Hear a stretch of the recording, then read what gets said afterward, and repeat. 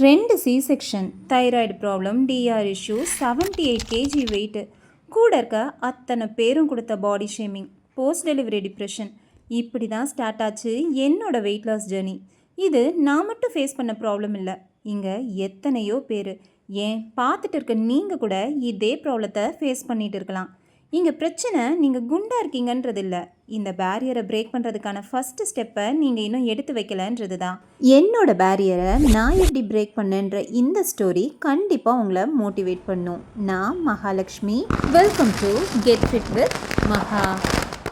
Over வெயிட்னால் பாடியில் கொஞ்சம் கூட எனர்ஜியே இல்லை, பயங்கரமான பேக் பெயின், என்னை கண்ணாடியில் பார்க்க எனக்கே பிடிக்காது. எல்லா ஃபோட்டோலையும் பின்னாடி போய் நின்றுப்பேன், இல்லைனா ஃபோட்டோவையே அவாய்ட் பண்ணிடுவேன்.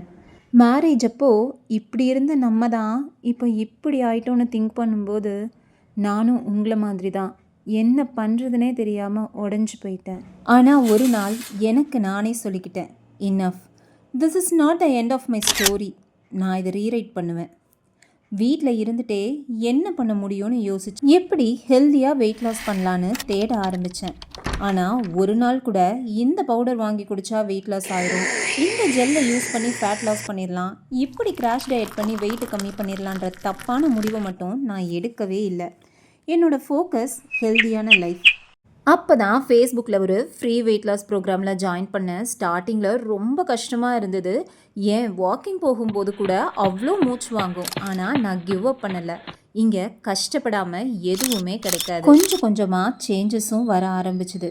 ஒரு கட்டத்தில் இந்த சேஞ்சஸே என்னை மோட்டிவேட் பண்ண ஆரம்பிச்சிருச்சு.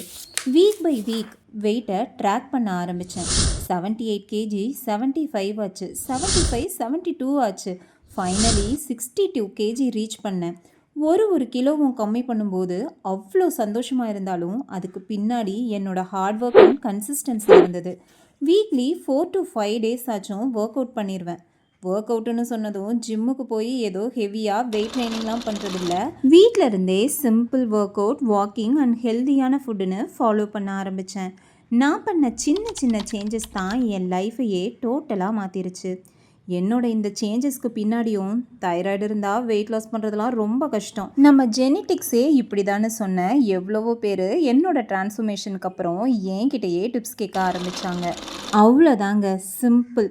உங்களை தப்பாக பேசினவங்களுக்கு உங்கள் ரிசல்ட்டையே கிஃப்டாக கொடுங்க. இன்னும் என்ன யோசனை, இப்போவே உங்கள் ஜேர்னியை ஸ்டார்ட் பண்ணுங்கள். என்னோட ஜேர்னி உங்களை இன்ஸ்பயர் பண்ணியிருந்தா ஸ்டார்ட்னு கமெண்ட் பண்ணிவிட்டு சேனலை சப்ஸ்கிரைப் பண்ணுங்கள். நான் வெயிட் லாஸ் பண்ண யூஸ் பண்ண tips and tricks, weight loss recipe and work out வீடியோஸ்னு எல்லாமே ஷேர் பண்ணுறேன். உங்களோட டிரான்ஸ்ஃபர்மேஷனுக்கு அட்வான்ஸ் வாழ்த்துக்கள். டாடா.